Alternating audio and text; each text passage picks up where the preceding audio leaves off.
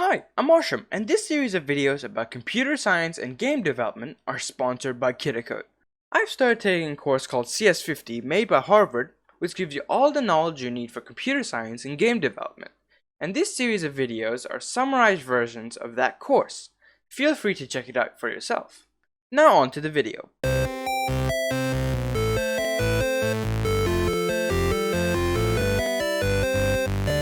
In this video, I'm going to talk about the concept of arrays. So let's start off by answering the question, what are arrays? Well, arrays are fundamental data structures that all programmers need to know about. We use arrays to hold values of the same type in the same memory location. Let's take an egg carton for example. Both an array and an egg carton can store specific amount of things which are specified. Like an egg carton can store 6 eggs and an array can store 6 elements. Another similarity is that they can both only store elements which are the same. For example, if you define an array with a data type, you can only store that specific data type in that array. And the same thing for an egg carton. You can't store anything but eggs. Imagine trying to fit 6 apples inside an egg carton.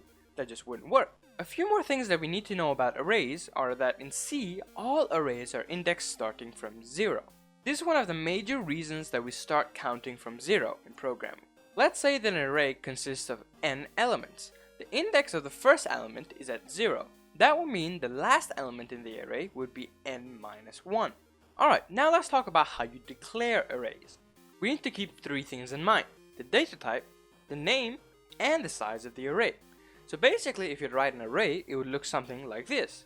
Now that we've learned how to declare an array, now we have to learn how to assign values to it. So there's 2 ways of assigning values to an array. The first way is through defining and assigning the values to the array at the same time, which looks like this. So we define the array as usual, but we use curly brackets for the outside, and for the inside we use comma separated values for our elements. Another way is to define the array separately and then access each index and assign values separately, like this. So we have an array of size 3.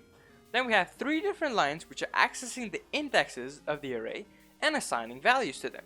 Although this might be inefficient, it comes in handy at times. Okay, thank you for watching this video. If you enjoyed, please feel free to subscribe. And hit that bell icon because it makes you notified every time I upload. Thank you for watching, and bye bye.